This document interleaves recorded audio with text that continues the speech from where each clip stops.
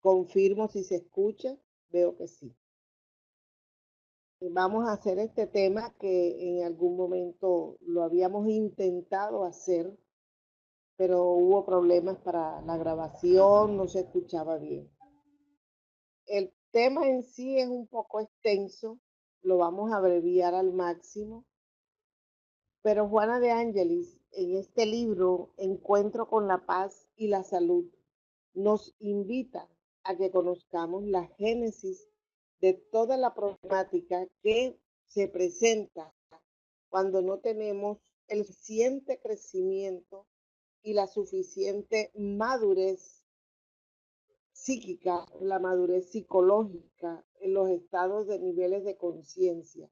Y cuando esto no se obtiene, no se ha logrado, entonces se presentan esos conflictos cuando tenemos que hacer relacionamientos de orden social de manera general, pero en particular con las relaciones afectivas, las relaciones del núcleo familiar.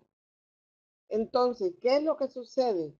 Que todavía estamos ignorantes acerca de esos conceptos de la vida, no se ajustan al equilibrio que debe estar vigente en esa convivencia social, y es allí en donde mostramos más nuestra intransigencia, nuestra prepotencia. Queremos que los demás obedezcan nuestras ideas, nuestras órdenes, y les implantamos una injustificada sumisión, y aquel que convive con nosotros vive muy infeliz. Entonces, haciendo reflexión de esta temática, todos tenemos que disfrutar de los derechos cuando cumplimos con nuestros deberes, demostrando que no hay por qué tenemos que someternos a actitudes arbitrarias por parte de socios comerciales, de socios familiares o de socios afectivos. Entonces, este relacionamiento va a traer para nosotros una medida en donde vamos a tratar de equilibrar nuestra conducta para poder vivir en armonía, para poder vivir equilibradamente, sin posiciones y sin sumisiones injustas. Entonces, nos enseña ella que en el caso específico de una relación afectiva, la cuestión adquiere un mayor significado en vista de la perseverancia a través de la convivencia.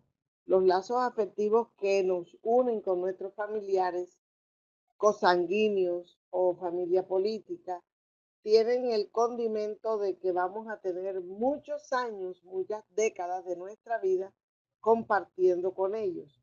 Entonces, esto no puede representar este relacionamiento una forma de castración para que no se generen animosidades, para que no haya enemistades, para que no surjan los resentimientos. Nos dice Juana que nadie nació para una sumisión injustificable, y cuando eso se da en un vínculo, aquel que se permite, aquel que acepta la imposición del otro, pierde su identidad, y normalmente lo que está es escondiendo a través de una aparente bondad la cobardía moral que lo aturde, el miedo de perder la convivencia con el otro, y esto le da inseguridad e infelicidad. Quedamos claros que nosotros tenemos que mejorar nuestro relacionamiento sin imposiciones y sin sumisiones, para no caer en el juego de permitir que nos coarten nuestra felicidad, nuestro libre albedrío, y nosotros aceptar por miedo a no quedarnos solos muchas situaciones que son realmente defectuosas. De la misma forma, aquel que se impone y pretende ser obedecido es un atormentado que trae conflictos de vidas pasadas y descarga esos conflictos en los que están a su alrededor, en su entorno, con los que comparte. Él lo que necesita es sentirse seguro de los valores que no posee, y tiene temor a ser descubierto. Entonces, allí hay un mecanismo, una fuga realmente de una realidad que poseemos como seres que no hemos logrado esos niveles y tratamos de imponernos para lograr así, de esta manera, mostrar una personalidad que realmente no es la real. Entonces, entramos a las dos situaciones que nos van a concretar esta tarde el estudio. La una es el machismo, la otra el feminismo. El machismo, nos instruye Juana, se remonta a la tradición mosaica para nosotros. Cuando la mujer es creada de una costilla del hombre y en esa figura, lógicamente la mujer viene siendo una dependencia del hombre y siente la necesidad con esta enseñanza de ser sumisa por su origen. ¿Cuál es el origen? La costilla del hombre. Y es allí en donde nosotros vamos a comprender cómo ha venido evolucionando este concepto tan machista que lo encontramos en el Antiguo Testamento, en donde todos los profetas eran varones, todos los que tenían dones en ese momento eran varones, la mujer no participaba de ninguna de las situaciones de relevancia en el manejo de la religiosidad y su condición era la de una inferioridad. Es decir, el ser mujer la ponía o nos ponía, si estábamos como mujeres en ese entonces, en la condición de inferioridad. ¿Qué sucede? Que dentro de todo ese proceso se llegó a considerar que la mujer no poseía alma. Y eso fue una falta de respeto, ha sido una falta de respeto para con el género femenino, porque si se considera que los animales tienen una sensibilidad, una capacidad de reaccionar, unas captaciones especiales, con muchísima más razón la mujer, que por haber creído que ha sido creada de la costilla del hombre, va a estar en una escala inferior y el hombre en su machismo ha sido cruel, porque en algunas partes del planeta se legisló a, a que se aceptara la mutilación quirúrgica del clítoris, la ablación femenina, porque consideraban que la mujer no tenía derecho a sentir la satisfacción de la unión carnal, del placer conyugal. Esto fue muy cruel y ha sido todavía, se mantiene todavía en algunas regiones, incluso en las condiciones más bárbaras posibles, algunas veces no con una cuchilla de bisturí esterilizada, sino de una manera muy rústica, antihigiénica. Y tenemos también el trato que se le dio a la mujer o que se le sigue dando a la mujer como si fuera una mercancía con un valor a través de la cual los padres entregaban a la mujer a cambio de una dote. Y este hombre que pagaba por esta mujer ya era dueño de ella y más adelante la podía seguir comerciando, rescatar su inversión y de manera que la mujer podía pasar de mano en mano, de hombre en hombre y convertirse en una prostituta o en una rebelde, en una enferma, en una depresiva, porque sencillamente el machismo creyó que la mujer era un objeto de uso sexual, de uso doméstico, que debía prepararse habilidosamente para las tareas del hogar. Y es así como ese deterioro en el manejo y trato de la mujer la llevó con el tiempo, con los milenios, con los años que iban pasando, a ir revelándose ante aquella situación. Y encontramos entonces que como es un ser espiritual, entendemos que su sensibilidad se fue expandiendo que su inteligencia se iba desbordando y que muchos espíritus selectos renacían en la indumentaria femenina a hacer ese rescate, venían a trabajar por esos derechos femeninos, siendo seres espirituales nobles que traían la misión de suspender con esa cadena de la ignorancia y de los prejuicios. Entonces la mujer empieza a expandirse, a crecer, pero también a defenderse. Y encontramos que en el año de 1857, el 8 de marzo, ese año para nosotros es significativo porque es el año que comienza la publicación del Libro de los Espíritus. En ese año, 129 tejedoras de fábricas en Nueva York, agotadas por el exceso de la carga laboral, trabajaban 16 de las 24 horas.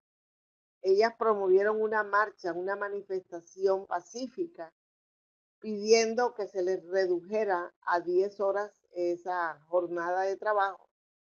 Y los patrones recurrieron entonces a la policía, quienes con el aval del gobierno de momento, un gobierno cruel, las acorralaron empujándolas con caballos hasta encerrarlas en un edificio, en una fábrica, y allí, cerrando todas las salidas, pudieron ordenar que se incendiaran y incendiaran con fuego, y todas ellas murieron quemadas.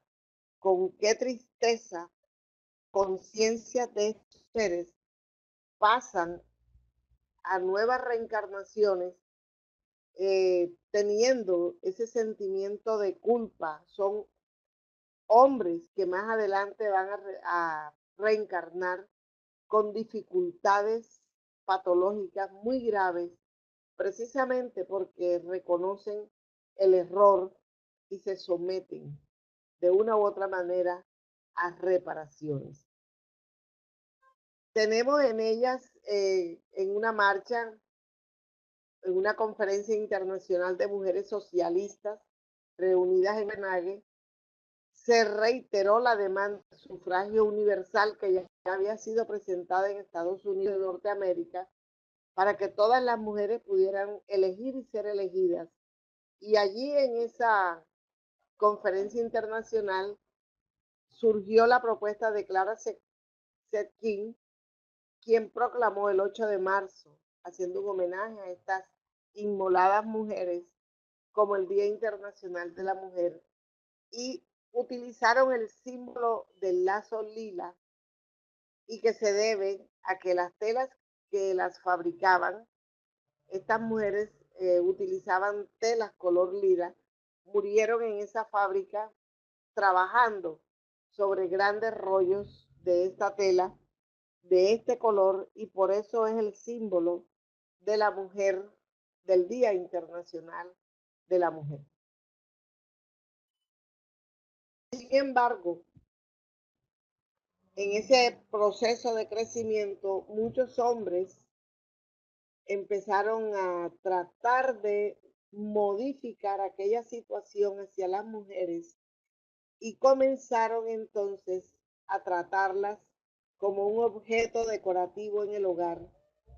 Y es allí como tenemos en la literatura de este personaje, Henry Ibsen, lo menciona Juana de Ángeles, venezolano, un poeta, un dramaturgo, que saca el libro La mujer, La casa de las muñecas, y él describe allí cómo los hombres poderosos quieren mostrar su fortuna y su poder decorando a la mujer, obsequiándoles lujos, prendas, ropas llamativas, para despertar la envidia de los otros hombres y mostrar en sí ellos su propio lujo y su propia ostentación. Luego vino la marcha de 161 países que se movilizaron en, en esta marcha del 2000, en la marcha mundial de las mujeres. Fueron 161 países donde ellas solicitaban que se redujera la brecha salarial, que en esos momentos estaba un 60% menos para las mujeres que realizaban el mismo trabajo que realizaban los caballeros.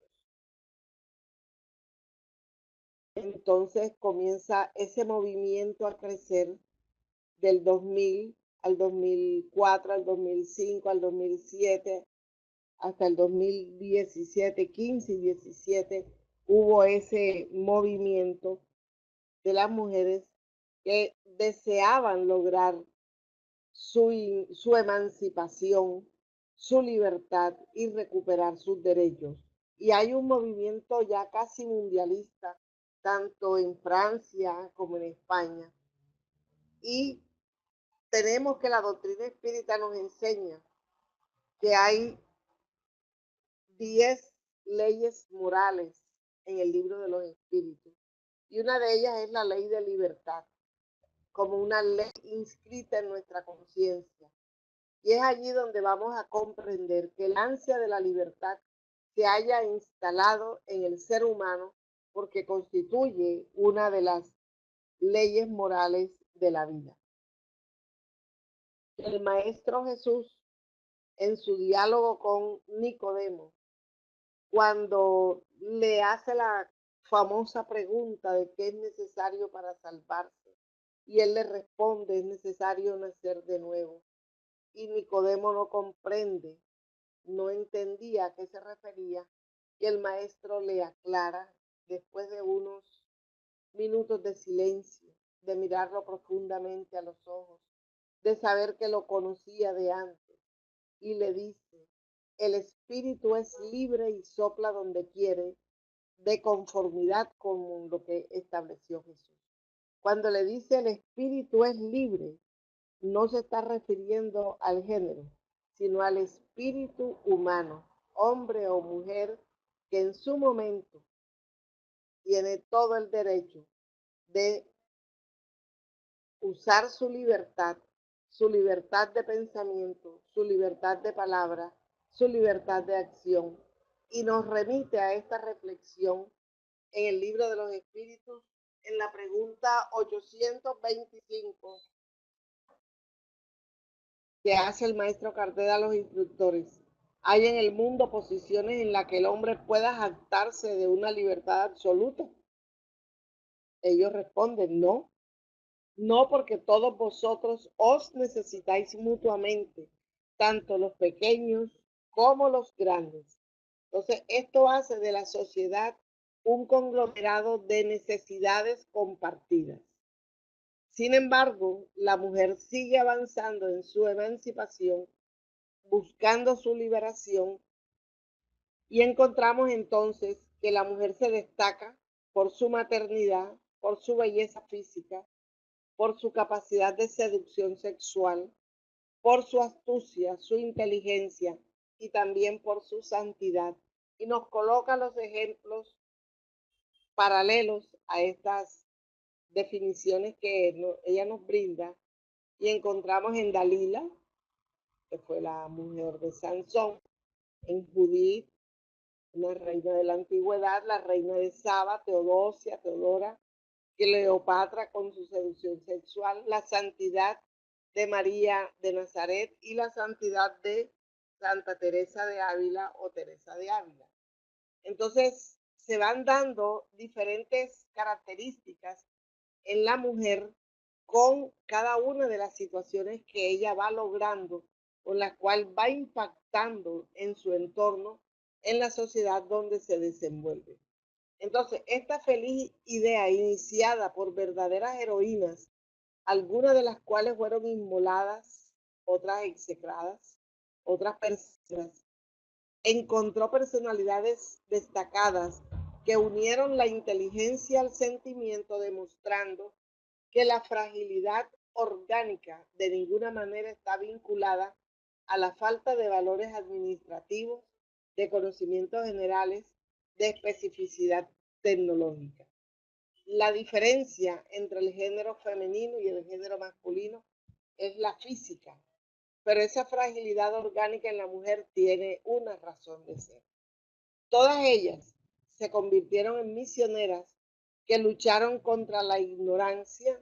Aquí tenemos dentro del cuadro a Sor Juana Inés de la Cruz, que se vistió de hombre para poder ir a la universidad porque estaba velado el estudio universitario para las mujeres, que dejó un legado muy grande en la historia de México y a toda la humanidad.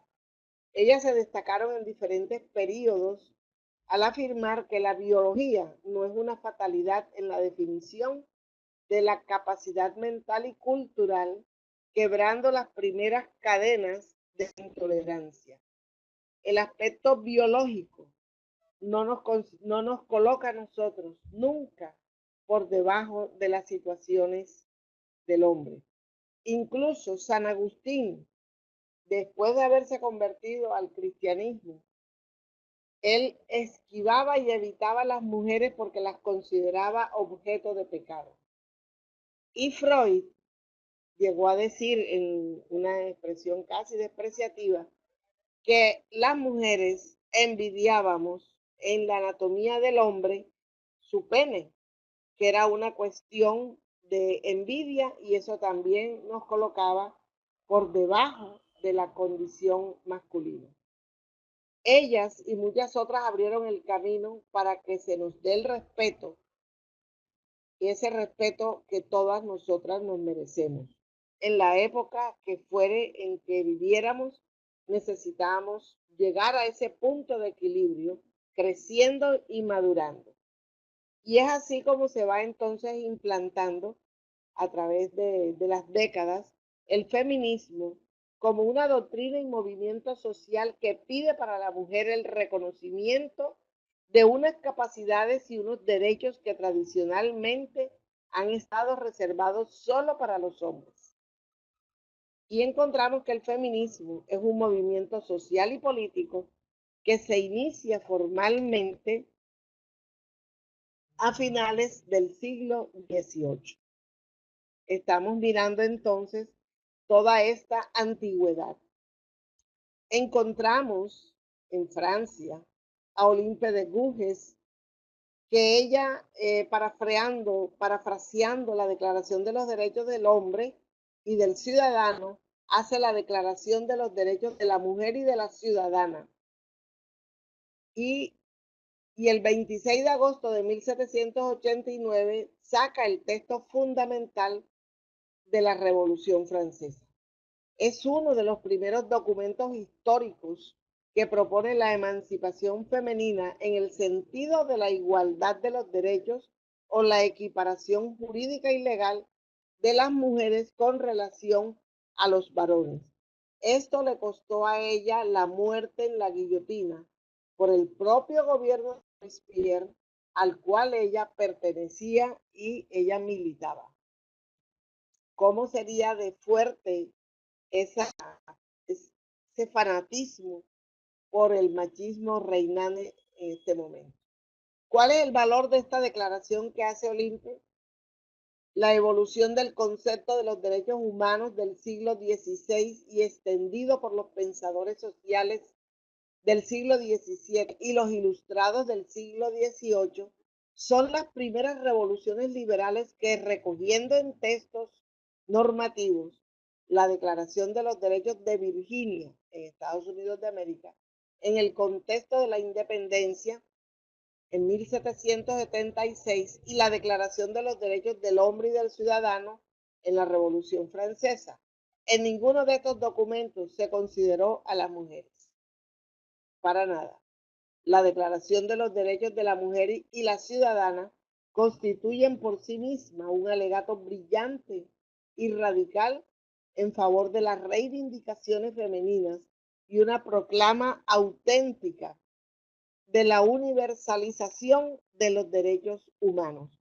Universalización porque se trata de los derechos de la mujer y de los derechos del hombre, que ya estaban implantados y ya estaban legalizados.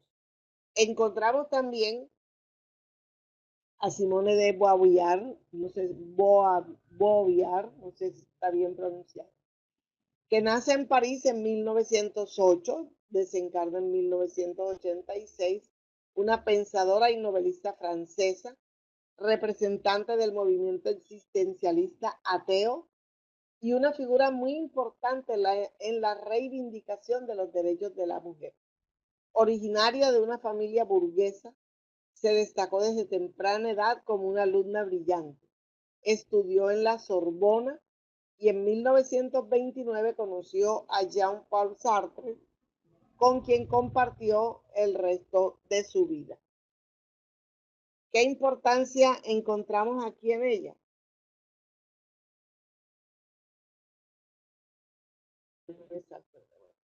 Ella se gradúa en filosofía y hasta 1943 se dedica a la docencia en los liceos de Marsella, Rouen y París.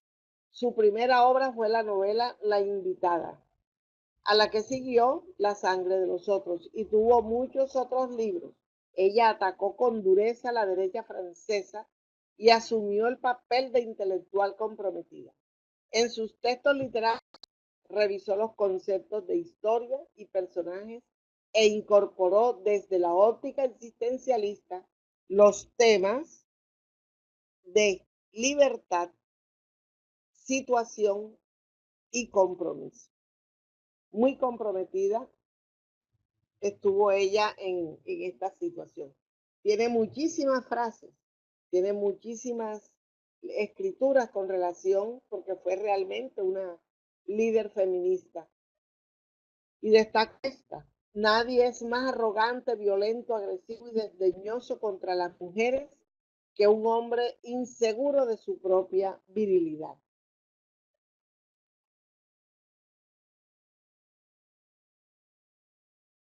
Tenemos en España a Clara Campoamor, que fue exiliada, y Clara Campoamor dice que en su momento las mujeres españolas emitieron por primera vez su voto en unas elecciones generales de los comicios en 1933, durante la Segunda República. 2 años antes, de 1931, la Constitución republicana había reconocido este derecho, gracias a la firme defensa que hizo Clara Campoamor en Madrid en 1888, donde nació, y se va de esta vida física en Suiza en 1972. Fue militante del Partido Radical y una de las 3 diputadas de la Cámara. Clara Campoamor fue una gran veladora de la igualdad de los derechos de la mujer, en cuya defensa publicó numerosos escritos, como El derecho femenino en España en 1936 o La situación jurídica de la mujer española en 1938.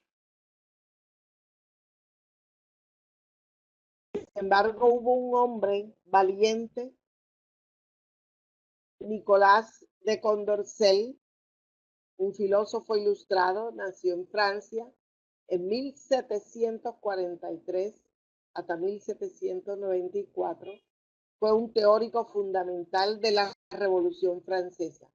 Su obra Bosquejo para un cuadro histórico de los progresos del espíritu humano, escrita en 1974, desde su escondite, tras ser ordenado a muerte por traición por parte de los jacobinos, comparó la situación de las mujeres con la de los esclavos y reivindicaba su papel activo en la sociedad como ciudadanas, algo que la Declaración de los Derechos del Hombre y el Ciudadano en 1789 había dejado de lado. Ya en 1794 planteaba la estrecha relación entre libertad, dignidad, justicia e igualdad. Miren ustedes cuántos siglos, reconociendo que los progresos más importantes del espíritu humano implicaban la total abolición de los prejuicios que han perpetuado la desigualdad entre ambos sexos. Entonces, este hombre valeroso intervino para beneficio de la lucha en la igualdad de los derechos del hombre y de la mujer. Acá en la Nueva Granada, en su momento, tuvimos grandes trabajadoras por la libertad como Policarpa Salabarrieta. Tenemos otra, la vamos a pasar rapidito por nuestro tiempo. Tenemos a Manuela Sáenz y a Ispurúa, llamada Manuelita Sáenz, quiteña, desencarnó en Paita, Perú, patriota ecuatoriana, esposa del doctor Torné, se convirtió en la amante de Bolívar el Libertador, al que acompañó en todas sus campañas y al que en una ocasión salvó la vida, lo que le valió el apelativo de Libertadora del Libertador. Su presencia al lado del Libertador durante los años cruciales de la gesta emancipadora marcaría indeleblemente numerosos acontecimientos en los albores de la vida republicana. Siguió el curso cronológico de los principales sucesos políticos y militares de los que fue testigo o protagonista. El encuentro de Bolívar y San Martín en Guayaquil, ella estuvo presente, y en las batallas de Pichincha y Ayacucho, el conflicto entre el Libertador y Santander, la rebelión de Córdoba y la disolución de la Gran Colombia. A la muerte de Bolívar, ella fue desterrada a Perú, pero fue una gran mujer, un gran ejemplo, una gran valiente. Manuela Beltrán y Antonia Santos, también consideradas una de las mujeres representativas en la independencia, junto con Policarpa Salabarrieta, y lucharon por la causa de que movía al libertador Simón Bolívar. Entonces, mujeres valientes en todos los rincones del planeta se han mostrado, han perdido su vida, han sido el más grande testimonio. Pero en su carácter de espíritu, en su proceso de evolución, ambos sexos experimentaron equivalentes dificultades y tormentos en la manera de expresarse como consecuencia de las experiencias de vidas pasadas, lamentables algunas, perturbadoras otras, fracasadas muchas.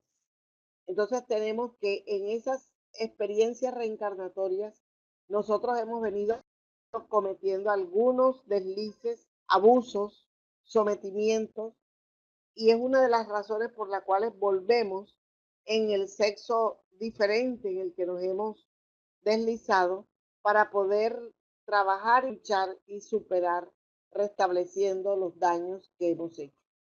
Las represas de las emociones desbordó el comportamiento exagerado que nada tiene que ver con la dignidad, el equilibrio ni con los derechos femeninos.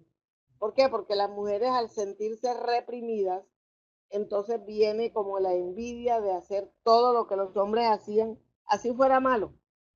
Entonces, ¿qué hacían los hombres? Bebían, usaban sexo ligero, y comenzó en ese momento de liberación libertinaje, que es lo que debemos evitar, porque una cosa es que irrumpa la libertad y otra cosa es que se convierta en libertinaje. Entonces, con el olvido de los auténticos compromisos que hemos asumido, se fueron sustituyendo los trabajos que veníamos a realizar por vicios masculinos que la mujer aparentemente quería vivenciar también. Sentir que la igualdad estaba en ese tipo de conductas. Entonces venía el tabaquismo, venía el sexo sin amor, venía el alcoholismo, venía el tedio existencial.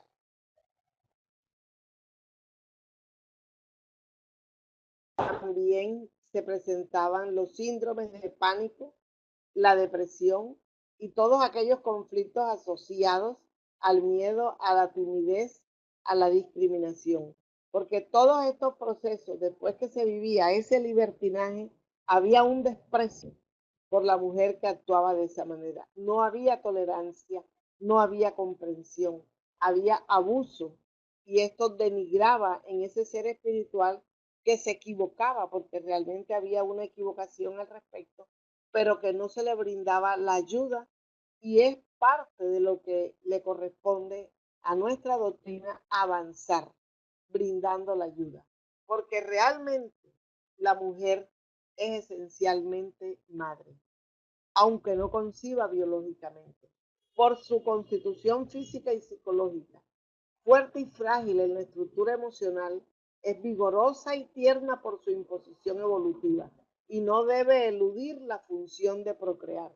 Muchas veces las mujeres se cuidan demasiado de esta oportunidad de abrir la puerta de la reencarnación, ya sea por cuidar un trabajo, por cuidar su cuerpo, por cuidar su pareja, en fin, hay muchísimas, no adoptan, incluso cuando tienen dificultad para concebir, no adoptan para no entregarse en amor a alguien que realmente lo necesita. Entonces, muchas veces por trabajo, por negocios, por necesidades de autoafirmación, se niegan a la maternidad o si conciben, delegan a otras personas la educación de los hijos, justificando la necesidad de triunfar en la vida, de hacerse ricas y de producir. Y llegan a la casa muy cansadas, muy extenuadas, muy exhaustas y con muy pocas ganas de escuchar y de atender a los hijos. Nos dice Juana que el self es asexuado, es decir, nuestra espiritualidad plena, crecida y madura es asexuada psicológicamente.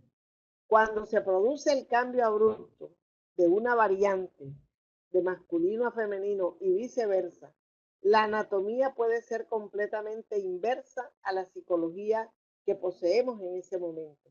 Y es allí donde damos lugar a un individuo en conflicto con su propia sexualidad. Miramos la lectura de ambientación que tocó algo de este punto.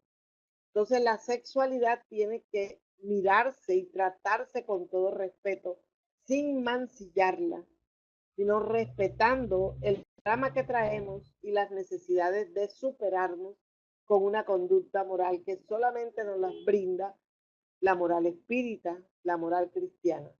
Experimentando este ser así trastornos íntimos, una inseguridad emocional, miedo de asumir una obligación psicológica diferente a la situación fisiológica en la cual vive. Y es por eso que encontramos en las leyes morales, en el libro tercero del libro de los espíritus, la ley de igualdad que nos habla de esa posibilidad de los derechos igualitarios para ambos sexos. Y es allí donde tenemos la pregunta que nos ayuda a resolver, con su respuesta nos ayuda a resolver y a reflexionar estas respuestas que nos da el mundo mayor. ¿El hombre y la mujer son iguales ante Dios y tienen los mismos derechos? Ellos responden con otra pregunta. ¿Acaso Dios no otorgó a ambos la comprensión del bien y del mal y la facultad de progresar?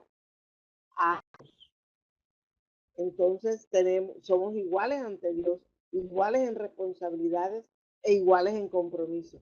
Y estamos llegando a ese punto. Seguimos creciendo a nivel mundial, seguimos avanzando. Y en el libro de los espíritus tenemos esa enseñanza como una esperanza de que algún día todas las naciones estaremos vivenciando las enseñanzas espíritas, aun cuando muchas no cambien el nombre de su creencia, pero que se hará popular la creencia en la reencarnación, la creencia del Dios como causa primera, inteligencia suprema y la igualdad de los sexos. Y entonces vamos a ir encontrando cómo la sociedad va cambiando y cómo hoy tenemos un ejemplo muy bello y por eso lo traigo en la próxima diapositiva. Leemos esta, la igualdad de los derechos para ambos sexos. Regrésame, Víctor. La igualdad de los derechos para ambos sexos refleja el progreso moral. Respetar mutuamente cualquier situación que tengamos es un progreso moral. También es un progreso social de la humanidad que lentamente abandona las conductas primitivas de imposición y de sumisión para ascender en la escala del progreso, ascendiendo a la legítima organización de una sociedad armoniosa y digna. No cabe duda de que es así, porque esa es la fatalidad de la ley del progreso. ¿Cuál? Crecer, avanzar moralmente, socialmente, y encontramos que hay un país, Islandia, que es el mejor país en el mundo para las mujeres. Esto no es una frase utópica ni una exageración, sino una afirmación constatada en el World Economic Forum. Desde el primer día del 2018, este país ha elevado su objetivo hasta convertirse en el modelo a seguir en cuestiones de igualdad. Se ha convertido en el primero en prohibir por ley que los hombres puedan cobrar más que las mujeres en trabajos de la misma categoría. Esta ley entró en vigor el pasado 1 de enero de 2018. Tiene escasos 19 días y establece que la diferencia salarial por género es ilegal tanto en empresas privadas como en públicas de más de 25 trabajadores. Para ello, el gobierno someterá auditorías a las compañías estableciendo sanciones para las que incumplan la medida y exigiéndole a todas un certificado de igualdad salarial.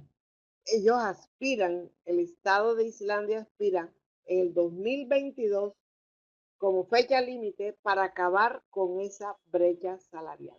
Me llamó tanto la atención esto ahora que vi las noticias en este mes y busqué Islandia. Me voy a tomar ahí unos minutitos. Busqué Islandia y es un país nórdico que surge de la cordillera que sale, perteneció a Noruega, perteneció a Dinamarca, y hay una cordillera submarina y surge ese pico en medio del océano helado, ese frío, y allí hay un respeto, un avance, una armonía y una belleza que la naturaleza fue tan generosa con ellos que en la diapositiva anterior el fondo que tenemos es una de las auroras boreales más hermosas que hay en esta. Esta es una de las auroras que se ven allá en Islandia y también vemos en ese pico lagos térmicos con temperaturas propicias para la curación, porque también es una zona volcánica y los volcanes arrojan muchos minerales, de manera que estas aguas tibias de los lagos que hay en Islandia representan como el punto ideal para ir a divertirse, para ir a bañarse y para ir a curarse, dentro de la más bella armonía de una sociedad que ha logrado defender los derechos de igualdad en hombres y en mujeres. Mis queridos hermanos, muchísimas gracias por la atención que han prestado y de verdad que este es un tema que personalmente me gusta mucho, la defensa de los derechos de la mujer, la igualdad de los derechos entre hombres y mujeres.